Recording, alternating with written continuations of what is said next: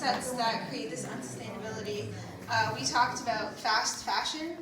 So, you know, we have this culture of wanting to be in style, and it's like every single season there's a new fashion that everybody has to have, and it's cool, and the store windows are just full of it, the stores are just full of it, and after that season's over and people have gone with the trend, and those clothes that are not sold are just thrown away and made new room, to make new room for the new fashion that's going to come into the storefronts.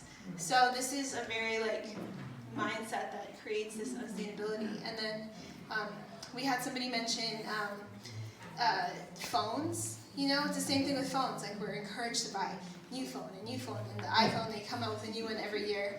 And we're talking about so I'm 22 and I've had 4 phones already, and I've started having phones since I was 14. So if we live till we're hopefully 80, 100. Yeah, 100. If we live to 100, you know, how many phones are we going to have in our lives? Each one of us. Brilliant example. So fantastic. Yay. That's two super examples. So any other things come up? Yeah, come on.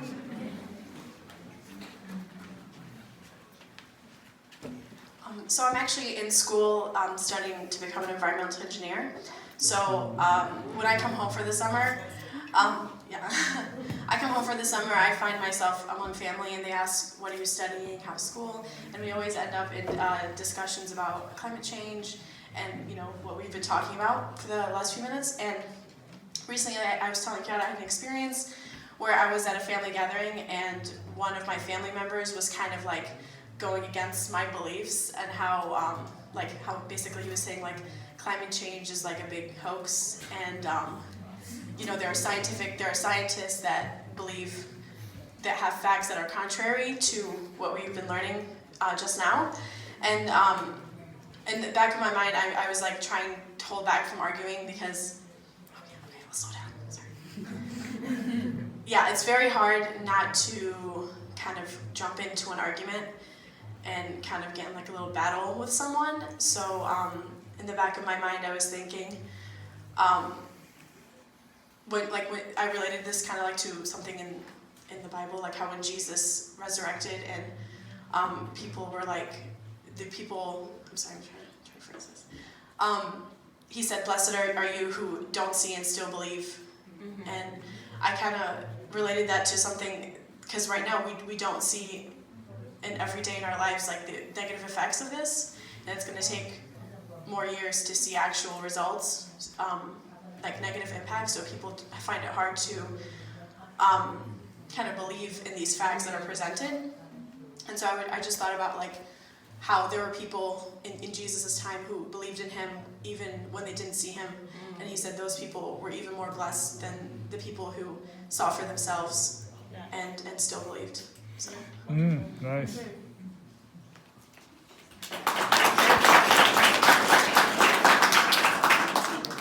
Anyone else? We'll take one more and then I'll move on. But these are really such burning issues for us. So we kind of talked about the culture of convenience, which has led to all these grab-and-go stores and stores in general. And at these stores, it's not only their packaging. Along with the culture of convenience, it's we don't want to put the time and energy into the products that are better for us, better for the environment, better for our community. Instead, what we want it now, and we're going to go to the places that give it to us, even though they don't in turn do anything for us. Okay. Nice. Thank you. So you're talking about short-term thinking, short-term results. Maybe one more, because these are really fascinating. You're coming to the thinking. Anybody else have something different that came up in their discussion about mentality? Yeah. Mark, he knows a lot about these things. I said he should be doing this.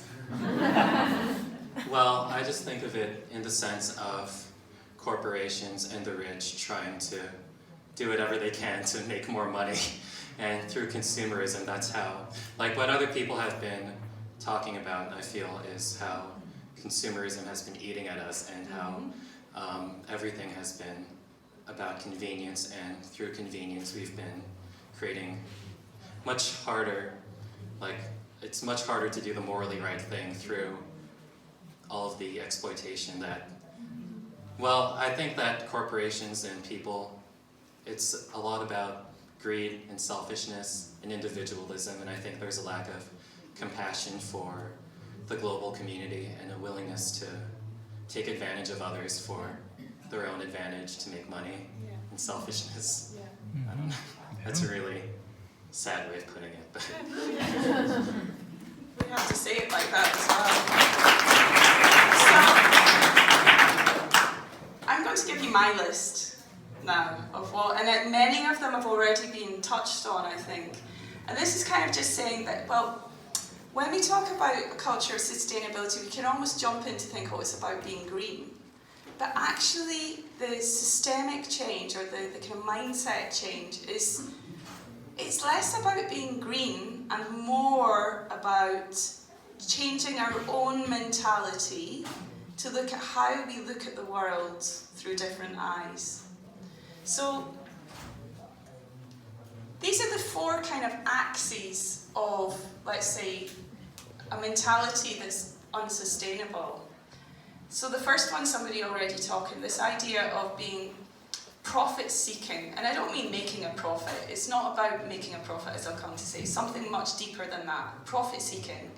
We say that rent-seeking is another way, or if someone's studying philosophy, you could say it's called utilitarianism, a utilitarian way of thinking. Siloed thinking, short-term thinking, and parochialism. So somebody mentioned that, several people said, but we don't see the effects of this on other parts of the world. We're only thinking about our little patch.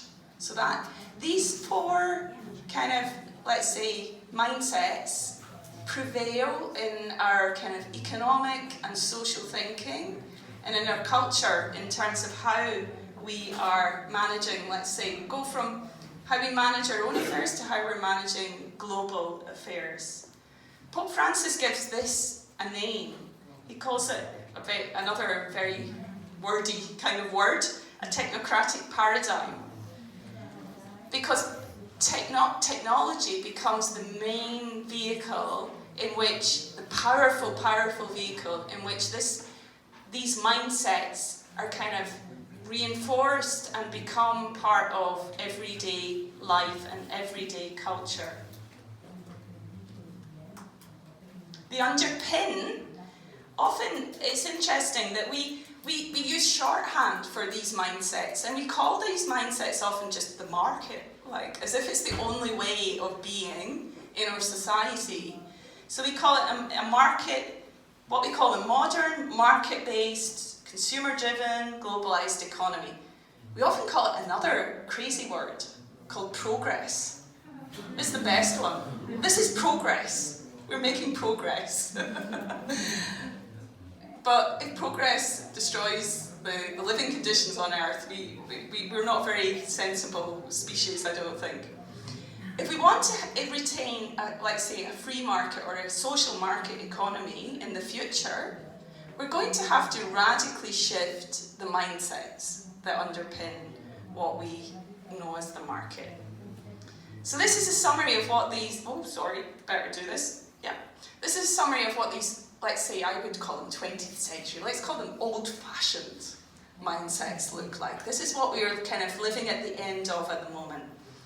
So this utilitarian mindset which seeks to objectify and to seek a profit from everything.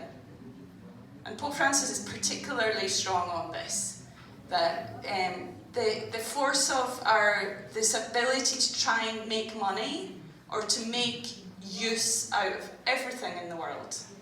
Things that shouldn't have a value, a use value. Maybe a butterfly doesn't have a use. It's not useful to anybody, but it's a beautiful thing. So the utilitarian mindset. The specialist mindset. So we all have to be specialists in something. Nobody nowadays is the Renaissance man, like Michelangelo, who knew how to do. Or Leonardo da Vinci was the Renaissance man who was an engineer and he was an artist and he was I'm sure he was a musician as well, I don't know, make that up. But he was everything to all people. Nowadays, it's not possible for one person to have all the ability to be everything. So it poses a challenge to us. Short-termism, a society which values quick results over long-term thinking in almost everything. We want results now. And various forms of parochialism, nationalism, which fail to recognise that we have a common origin as a species. So what could you say are the antidotes to this culture? What would the antidotes to these ways of thinking be? If you think about it on a spectrum, what's the antidote to utilitarian thinking that seeks a profit from everything? You've been talking about it a lot. I've seen it on bags and everything this week. Yeah, here's the clue. Gift. Gift. Gratuity. Something, the attitude towards the other and towards, that recognises gratuity, or the kind of, the gift, that everything is a gift. It has a value in its own self. It doesn't seek a profit. What is the opposite of specialism, or let's say, I like to think it as siloed thinking. Siloed thinking. What's the opposite, or the kind of other way of thinking about that? Open-minded, yeah, open-minded. Shout out louder if you have an idea. What do you call it when everybody works together? Collaboration, unity. Common good. When you all have different skills and you all come around the table, you're working in a multidisciplinary, a task, like, so everybody's bringing a different gift and you're collaborating around a multidisciplinary issue. What about short-termism? This should be easy enough. Thinking about the future. The future, long-term, intergenerational, and I'll come on to another. There's an even longer-term way of thinking. Do we believe that once the intergenerational, that's it? Like once I've died and I've reached the end, is that it? No. So what horizon do we think about things on? Eternal. Eternity. And then the last one, various forms of parochialism and nationalism. What's the opposite of that?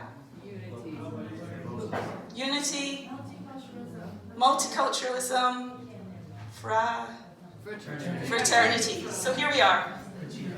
Here's the mindset of a sustainable world. A mindset founded on gift and appreciation. This wasn't made up by the Focolare movement, by the way. It's just quite interesting that there's a lot of things here that look familiar. A mindset founded on gift and appreciation, the primacy of transdisciplinary integral thinking founded on social love as a unifying purpose. A horizon of eternity, intergeneration is scatological. Fraternity, one human family. So I'm going to talk about how this connects with the culture, let's say, of the EOC for a little bit, and then we'll have a discussion. So we've heard what the EOC is. It's these businesses that are in the marketplace, and they're trying to put into practice a culture based on fraternity, and a culture based on communion, bringing that authenticity of human relationships, of care for the poor, care for the earth, into the marketplace. So what does it have to say? And I think this is even more than talking about the EOC as the people who have the businesses. This is in terms of the culture of unity. So it includes all of us and all of our kind of what we do. How do we shift? How does it help us shift from a culture of utilitarianism or profit-seeking into appreciation and gift? So just to quote Pope Francis here, because he talks about this in Laudato Si, and I love this quote. The poverty and austerity of St. Francis who's the saint of like nature, were no mere veneer of asceticism. So he wasn't just putting on this kind of, he was just not just trying to kind of put on some kind of poverty kind of cloak, but something far more radical, a refusal to turn reality into an object simply to be used and controlled. So St. Francis had such a deep sense of connection with the earth and with the beauty of creation and this gift of this earth that he couldn't bring himself to destroy it. He just loved, he felt connected to it. So where does that leave us in terms of the economy of communion and in terms of our culture? It challenges us to rise, to bring about concrete behaviours in our everyday lives that enable goods to be produced and distributed in ways that bring about communion. So in terms of our everyday lives, you could say it's about reviving the idea of a culture of giving, I prefer culture of gift. Culture of gift is even more than just giving, can be kind of like just giving something. A culture of gift, appreciation of gift. It calls us to be more focused on this idea of sobriety. So we only take what we need rather than following the fast fashion. We're focused on what we need.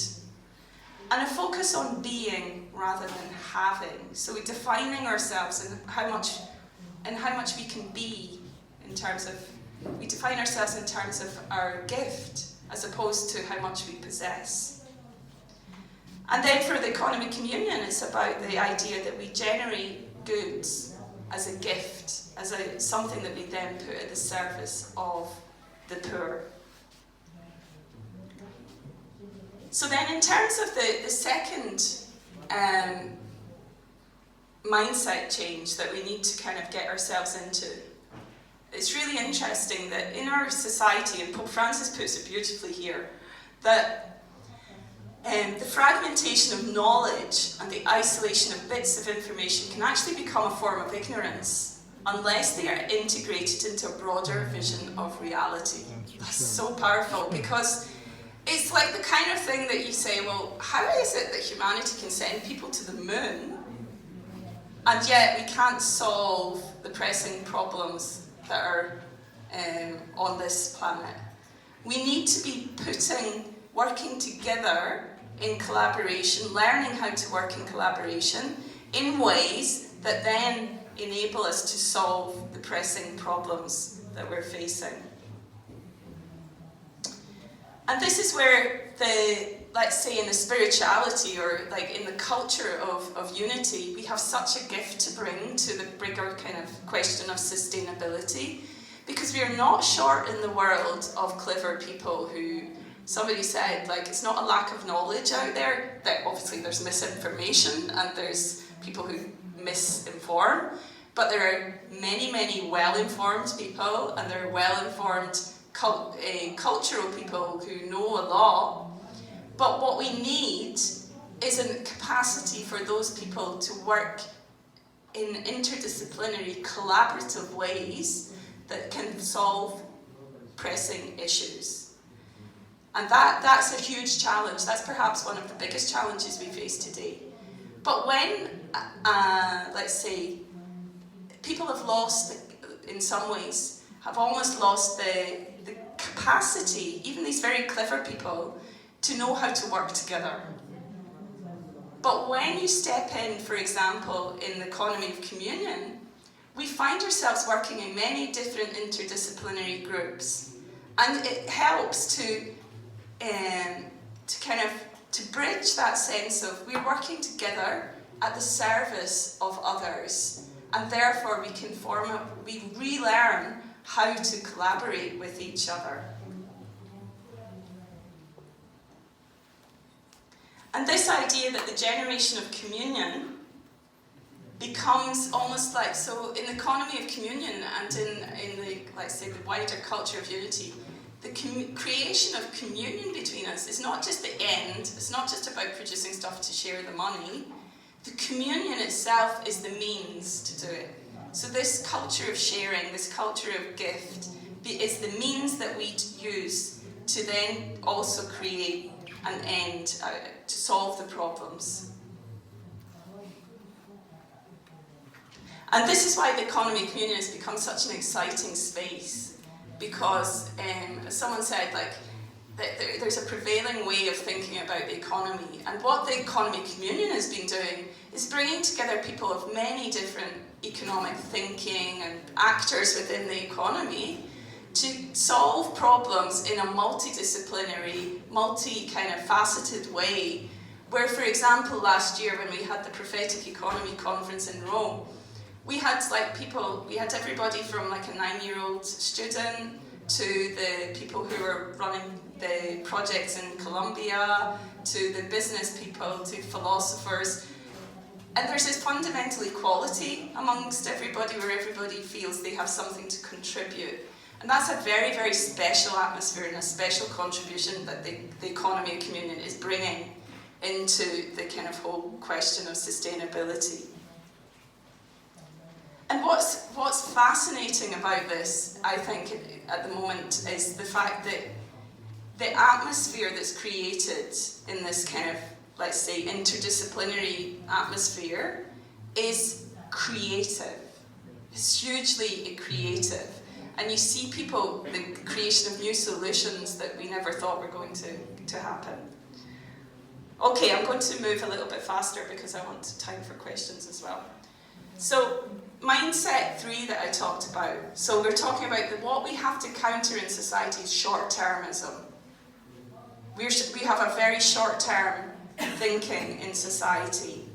And this is what Pope Francis says to us. Once we start to think about the kind of world we are leaving to future generations, we look at things differently. We realise that the world is a gift which we have freely and must share with others. So in the economy of communion and in the broader, let's say, focolare, we move from a transition to, let's say, thinking on a short-term basis to thinking on a much longer horizon. And this is really fascinating, that we don't even just think on an intergenerational horizon. We think on a really long-term basis. And this shapes how people think about their business choices and how they think about how they interact in society. We think about long-term choices, but we also think about what will remain.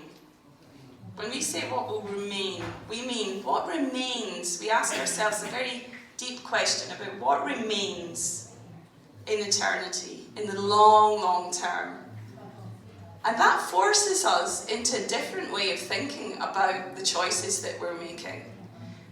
Because we put that question of what will remain, and we say that love will remain, communion remains at the end of the day, and that becomes central to decision-making processes. And within the EOC businesses, there are people who say that it's not just my, let's say, it's not just my job to be an EOC business person, it's my vocation, it's a calling. This is how I live my vocation to be, to live the gospel in my everyday life. So the final point that I'm going to make is around parochialism. So parochialism is perhaps one of the challenges that we're facing most in society today. The kind of the shift away from believing and remembering, let's say, that we're one human family, to focusing on national interests and what benefits my country over yours. So Pope Francis puts it this way. He says, we lack an awareness of our common origin, our mutual belonging and of a future to be shared by everyone. And I guess he calls us back to thinking that beyond everything else, there's a fundamental truth that we are one human species. And if we want to survive on one planet, we need to start to think and to behave as one human species. We're not just, We're not defined by our race or by any other parochial thinking. And I think that one of the things that has always attracted to me to being part of the economy of communion is the fact that the EOC makes the visible the invisible other in the economy. So if you think about anything you're wearing today, okay, do you know who made it? Do you know where it came from? Do you know where the cotton was grown? Do you know who transported it? Do you know which companies financed it?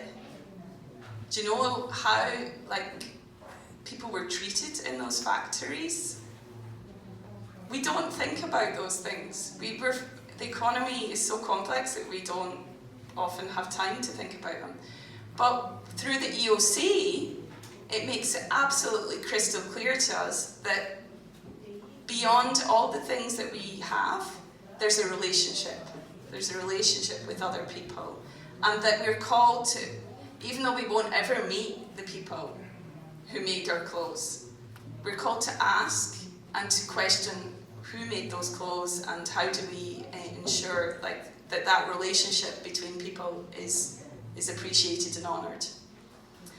And we become a network that facilitates a communion of goods, ideas and services and embeds a kind of global citizenship in the marketplace. So through the economy of communion, we're bringing many of these ideas into the economy, into the mainstream economy, and transforming the culture within that economy.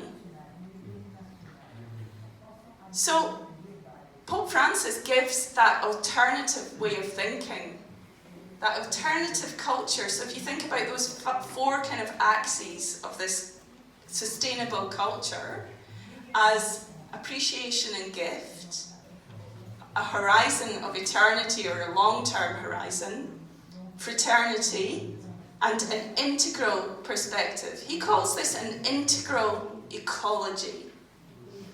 Okay? So he calls it an integral ecology. And it's a way, it's not that the utilitarianism or all these other things disappear.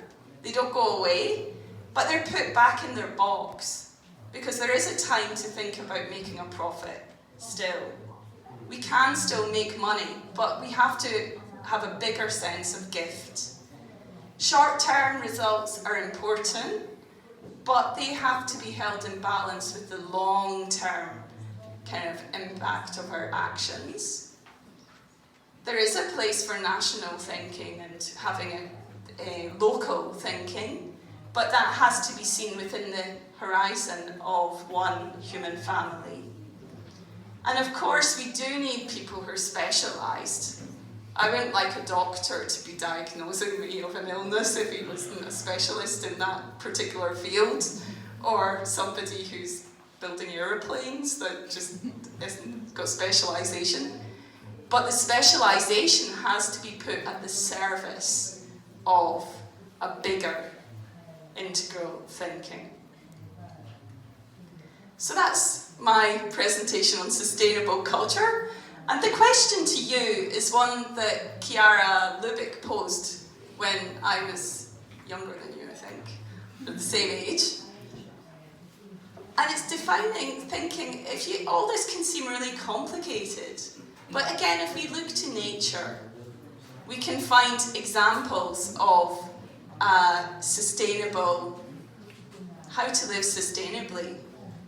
And Chiara used this analogy of a plant, that a plant takes from the soil only what it needs. So the plant uses what it needs. A plant's not capable of using what it wants. You know, plants that have extra bits on them, or I'm going to have an extra flower here because I fancy having a little bit extra. You know, I'm going to have a little flourish. Plants take what they need. So I think the challenge to us in thinking of sustainability is really that challenge to see how can we start to live more within that donut, within that sustainable, coming back into the sustainable way of thinking, and how can we make that culture of sustainability grow?